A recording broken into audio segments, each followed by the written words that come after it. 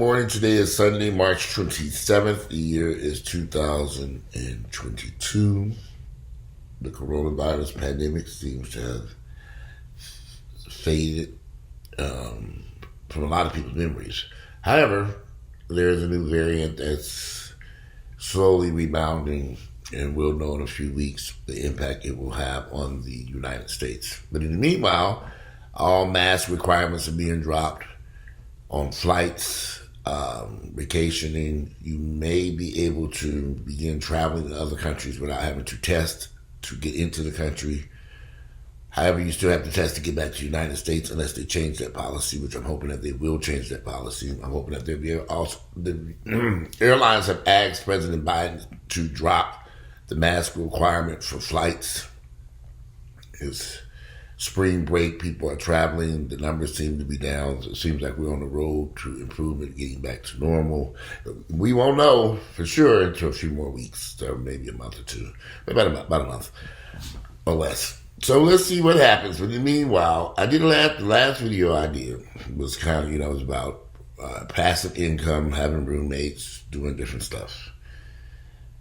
And from the comments, a lot of people were against the aspect of having the idea of even having a roommate. I have a friend who purchased a home in 2020, right as the pandemic got started. He purchased a home, and over the past 2 years, he has struggled to make that payment. And he had one of the reasons why, because when the pandemic hit, things slowed down for him. He took a hit. I mean, he closed like right at the beginning of the pandemic. And there's some issues that he ran into financially. He's been paying his payments, but it hasn't been easy. But he just him in his massive house. And I repeatedly told him, you live on the first floor, your bedroom's on the first floor, you have all those rooms upstairs, just rent them out to a roommate or somebody. And he's come up with every reason why he doesn't want to do this. One thing I did notice about the comments, y'all have to give me, because these allergies kind of kicking my behind. Not as bad as it's been in the past years. I'm going to use my neti pot in a few minutes. I take a little neti pot and rinse out my sinuses. But one thing I will say about, it's never a good idea to rent out a room or part of your home to a family member or friend or anyone going through financial distress. It's not going to work.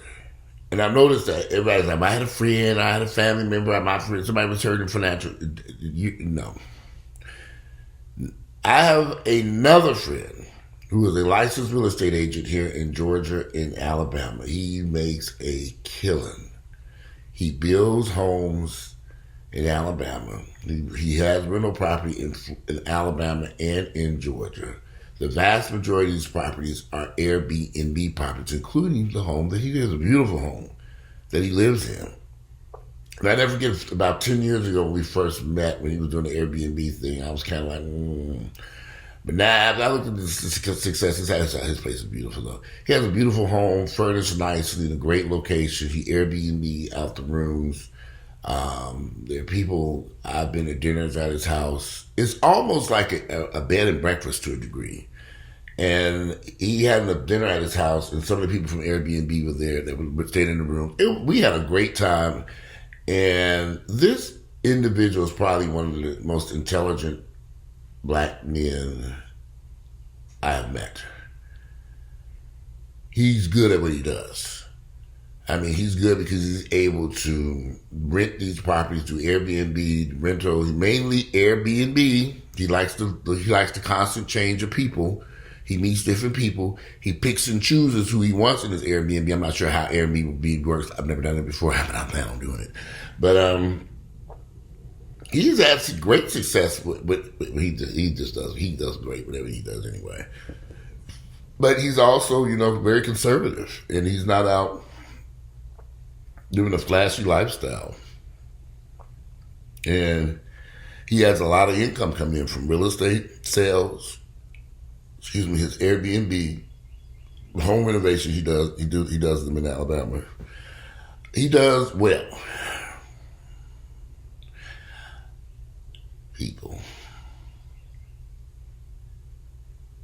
you got to put your eggs in many baskets in order to survive.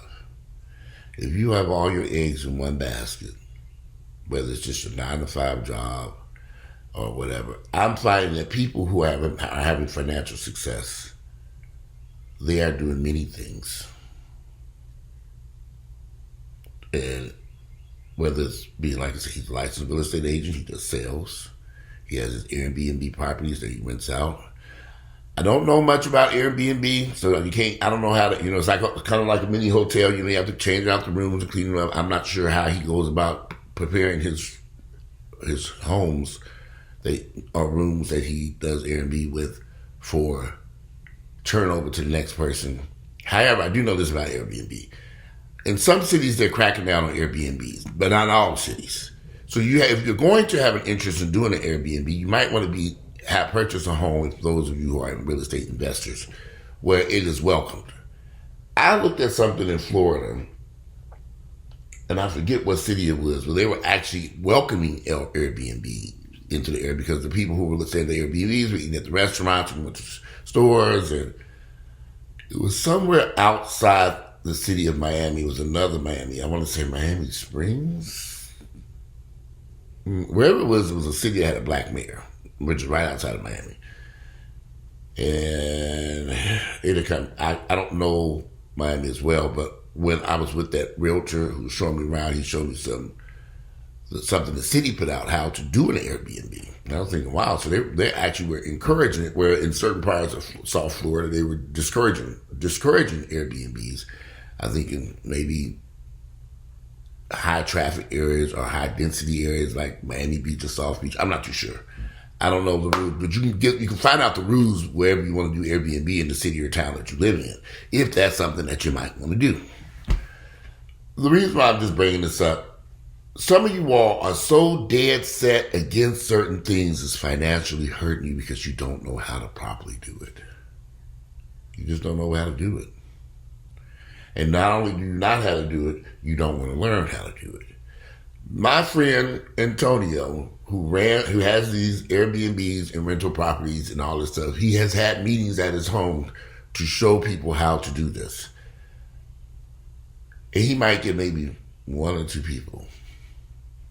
He's repeatedly tried to assist people, helping him show how he's doing before he gave up. And I won't say he gave up, but he would have these meetings, like, if you ain't having a party with liquor and food and booze and strippers and paint and sip and naked men and women, them niggas ain't showing up for that shit. What are you talking about? We don't be bothered with that. Is some strippers gonna be there? He has some naked strippers down there, them niggas will beat down that door. Our eyes are closed to certain stuff that involves risk. That's smoking weed and drinking and driving and snorting cocaine and methamphetamine. We'll take that risk. Speaking of such, just for a change of subject for a few minutes here, I did this thing about the methamphetamine rate skyrocketing. There's an article that you can read in the Atlanta Journal-Constitution that talks about the high rate of methamphetamine use in the state of Georgia and the city of Atlanta. I was shocked reading that mess. Not shocked because I know what these guys are doing. Men, women, black and white. How people get hooked on that mess, it is beyond me, because I don't want nothing no more than this cup of coffee and a vodka and cranberry. Last night I came in, I was so damn tired, y'all. Ooh, I was exhausted. And I made a little vodka and cranberry. I think took a couple of sips of that thing, and I was knocked out. That's why I'm up early now. It's about 8 o'clock in the morning here. So I went to bed early last night. I didn't get a chance to watch the news last night. I turned on that news and woke up. The sun was up. I said, what happened? I took my little medication, my blood pressure medicine, my sleeping pills, and I went to fucking sleep. I was out. I was tired. You get old. I'd be 52 in a few weeks. I had to go to bed. I came on, and I came in last night, and I did some baked salmon, and I ate a salad.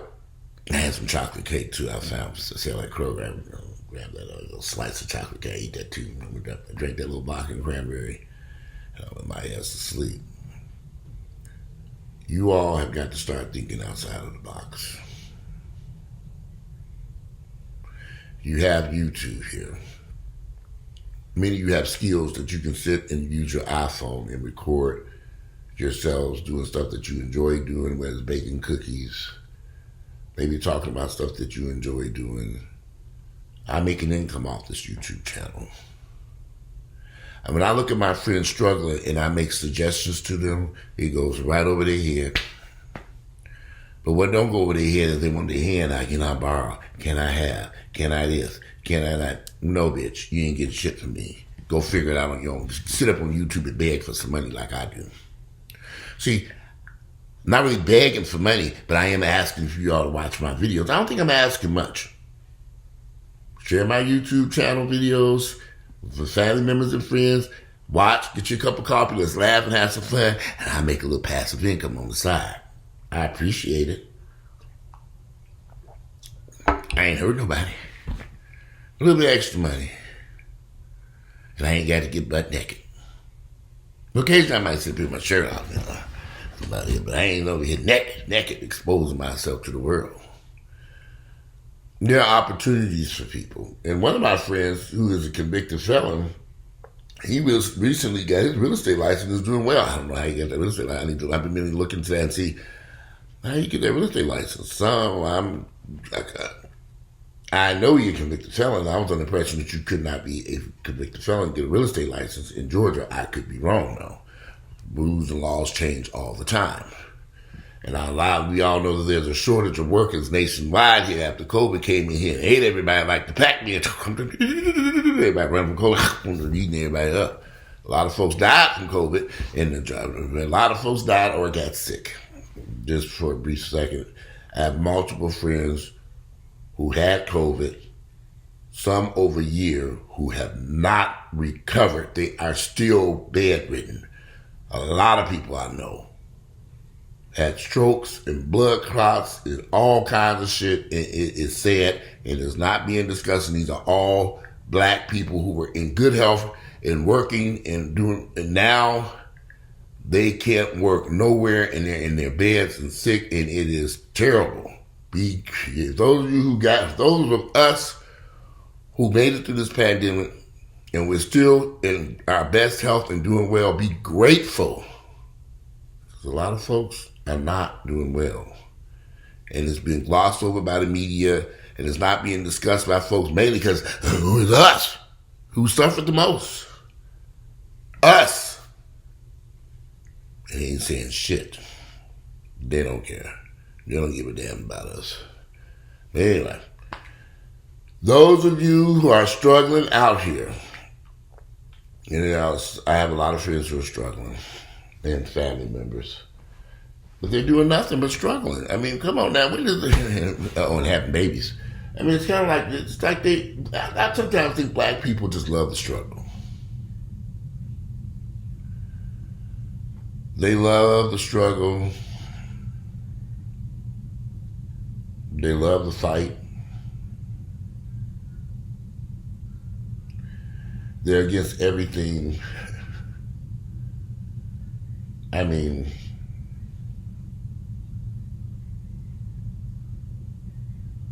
there are so many things they could do that they ain't doing. My friend works, he bought the house, and I just had this conversation with him, literally just about a week ago or less. And then I asked him what his hours were. I think he said he had to be at work from 7 to 3, 8 to 4. It wasn't 9 to 5. It was 7 to 3, 8 to 4, something like that. He gets in at 7 o'clock in the morning, gets off at 3. Monday through Friday. He don't work on weekends.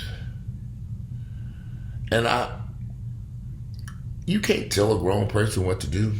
If you make a suggestion, you off every weekend. You can't find anything that you might enjoy doing just to earn a little income. We discussed him talking on YouTube. He does this. He's an excellent cook. He loves to cook. I said, man, you always prep your meals and stuff. Why don't you record it? And ain't nobody gonna want to watch that. I mean, he shoots everything down so negative. How do you know people won't watch it? You make some very interesting stuff. I've learned stuff from like, what is that? He's showing me this idea. I said, I never even thought about that. He's from Alabama. His mom was a chef. She cooked, and he picked up a lot of stuff. And why not use the skill to, and I'm going to say something, and I don't want to offend anybody, but he's from Alabama, and that might be the problem. He views the world completely different than I do. How can I say this without being offensive? I'm from Gary, Indiana. I always had a hustle in me. Another thing, he didn't grow up with his father. He does not know his dad.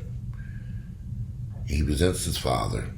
His father was not involved when he grew up. When it just him and his mom. He's the only child by his mother. She has other brothers and sisters by his father. Had other children by other women. I remember my father. My father made us rake leaves, cut grass, shovel snow, deliver newspapers, wash cars. We were not allowed just to sit up in that house. We had to go out and earn an income. We were little kids. And I used to resent that with my mother and father. But I've learned as an adult, even throughout my teenage years, I worked. When I got to Atlanta, I had 2 or 3 jobs. I'm grateful now that I had those experiences because I'm always hustling and working and doing something. My goal from sun up to sundown is to bring in the income. What can I do to bring some money into my home? I don't just lay up here on this couch watching Real Wives of Atlanta, Housewives of Atlanta. I don't give a fuck about them bitches. My father would come in and see his wife, they got money, get out of here. Turn that TV off. Turn that air, because we had one back then, we had no central heating air. My father, we had a living room on the first floor of the house, the TV room we called it. We'd be there watching TV, the air conditioner on, daddy get off from work, the air conditioner went off the TV, and I'm like, it's outside, who? Yeah, outside. Looking for something to do. I must have raked every leaf on Tennessee Street in Gary, Indiana, every yard. Shovel snow all day and night. We would actually look outside and see snow falling. Oh, we gonna get paid. And we've been making a lot of money, $5, $10, $20. That was good money for little kids out there shoveling snow. We shoveling snow, we happy. Neighbors pay us, we shoveling. We got it, we shoveling for it. Me and my brothers and my sisters got out there, we gonna shovel snow. It was competitive. The Hamptons were competitive on that damn street. We be outbidding each other over there. She didn't offer late. And our sister didn't offer a cheaper bid than us from the shoveling snow. They got our good customers now. I'm serious. My sisters out there shoveling snow too. We'll do it cheaper than they do it. You know, y'all can't outbid us. It kind of led to some rough times in the house over there, raking leaves. They get off. As my sisters got old, they grab up a leaf too, a rake leaf too. We had to fighting over who got the rakes and stuff. We put down little rakes and gloves and stuff, hiding the stuff in the basement and stuff. Seriously. But it kept us competitive. None of my family members are broke. My sister, none of them, nobody. I mean, my younger sister, Abby, she's had some issues. She hurt her hand a few years ago in a car wreck, and so I financially helped her. That's a whole other story. But she's always had some issues there. And, wait a minute. No wonder this thing ain't acting right. My brother, and he's doing well, okay. He's starting to have some health issues with gout.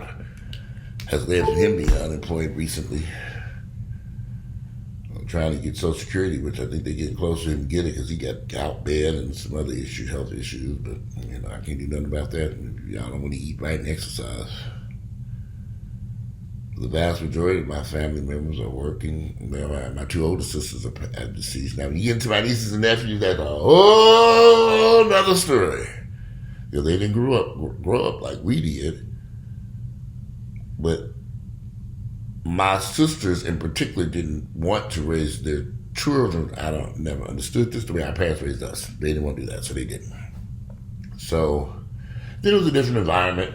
y'all have to understand. So we delivered newspapers back then, shovel snow, rake leaves, wash cars. We on the street that we lived in. We lived in a house in Gary, Indiana, where when we moved to Atlanta, most of my family was living in apartments, and apartments maintain all the work, so there really is no need to do any of this stuff.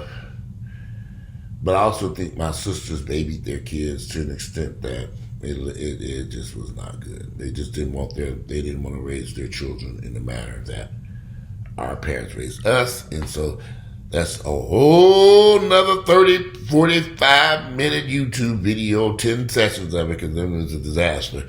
But that's their lives, and that ain't got nothing to do with me.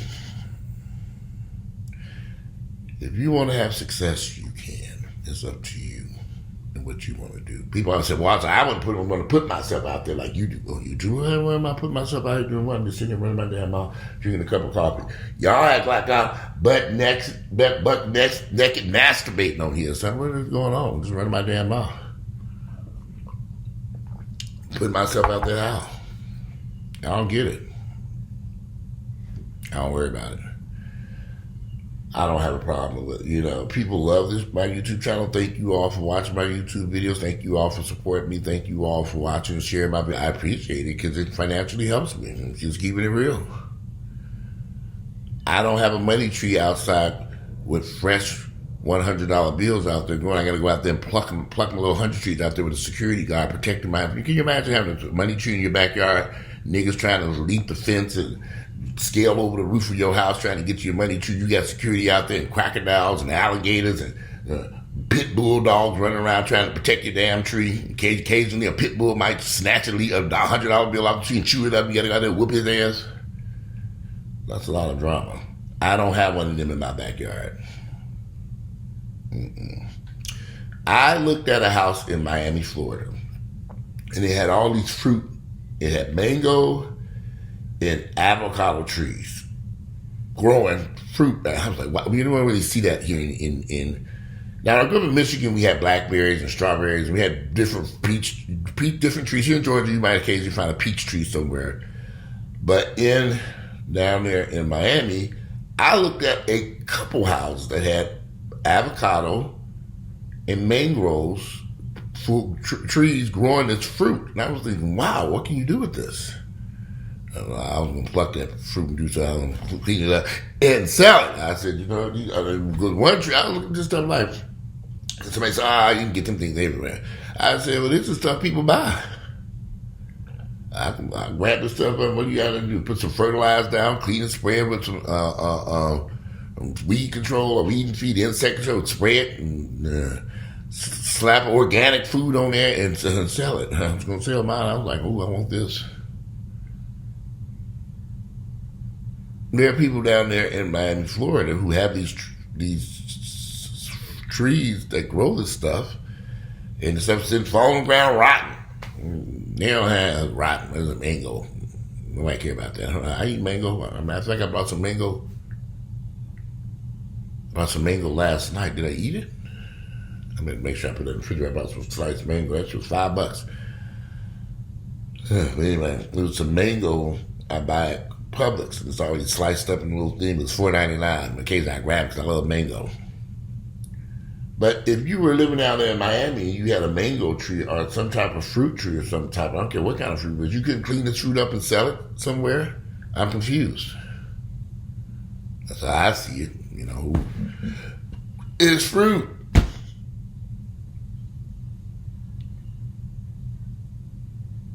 There are opportunities growing in your backyard. You don't even realize it.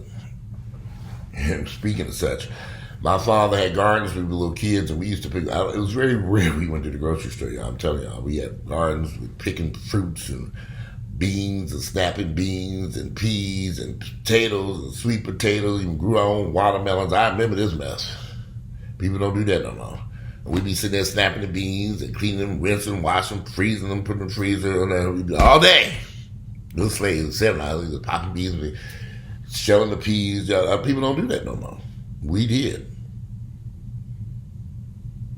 Have a freezer full of food for the wintertime.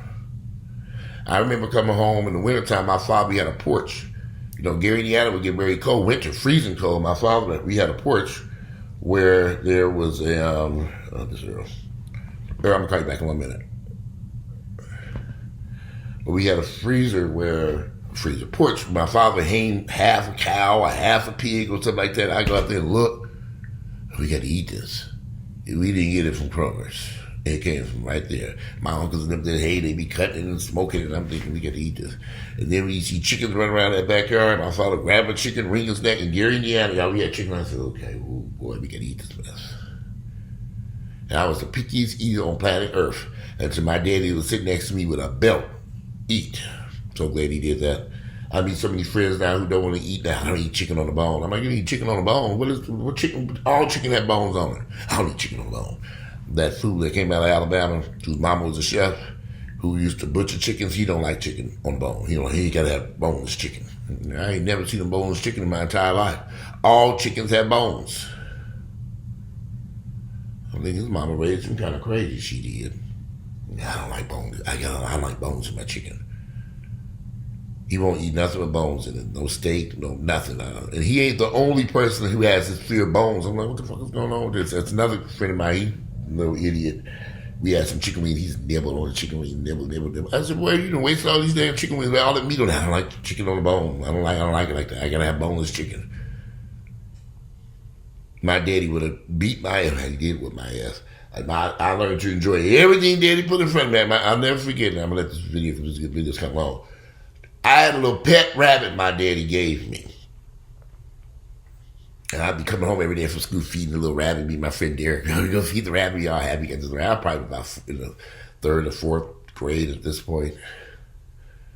One day I come home, all excited to go home from school, ran down the street, go home, go feed the rabbit. The cage turned over, rabbit nowhere to be found. You a little kid, you can't see what's in the stove. We knew not to stay away. The stove be burning and stuff. So I walk up to the kitchen. I'm looking at this pot cooking. I'm thinking, where's the rabbit? I can't remember I named that damn rabbit. And then my sister came in and told you he was gonna cook it. We was all here's the crazy part. So all of us upstairs, my sister room laying in the bed. They cooked the rabbit. People, my sisters and sisters crying, Daddy cooked the rabbit. I can't believe they were literally crying. So we all all of a sudden, dinner time came, everybody scattered. Time to eat our little pet. And then back then we had a traditional dinner where everybody sat at the table, all kids, we put the table, mama, daddy, and the rabbit that we ate. Times have changed. People don't cook pet rabbits no more for dinner. At least I hope not. That was quite traumatizing. But anyway, today it is Sunday, March 27th. The year is 2022. I'm sorry to long about this video, but share my videos with family members and friends. And we got to do something to help some of y'all get some passive income. The internet is a great place to make income. And some of y'all have such great skills that you could be doing so much with the internet or other things that you enjoy to do. No one should be financially struggling in today's economy. Nobody. And if you're struggling in today's economy, you're doing something wrong. And you need to change the way you think what's around you. Because if you have a home with multiple rooms empty and you are financially struggling, it's what people who are struggling. That's the ones you say, I got it made. I'm independent. I'm an independent black woman. I'm independent. I'm fine. We ain't talking about you. Go build somewhere and be independent. Go clean them vacant rooms up there that's independent with dust growing up in there. Go dust and clean and scrub them damn toilets that didn't turn pink because you ain't flushed them in God knows how long. All them bathrooms. Go sanitize your rooms and empty rooms and stuff up there in empty houses and dust them damn floors in Miss Independent and Mr. Independent, whichever one you are. But for those of you who are financially not where you want to be, there are opportunities. Starting with the home that you live in. Stay away from family and friends. Closely vet the people that you allow in there. Maybe Airbnb and only go after people with the 5 and 4-star ratings like my friend does. I'm not familiar with how Airbnb works. I've had many conversations about him, but I'm about to find out. If you like my videos, click like, share them with family members and friends. Today is Sunday, March 27th. The year is 2022. And I'm out of here. And enjoy the rest of your beautiful Sunday.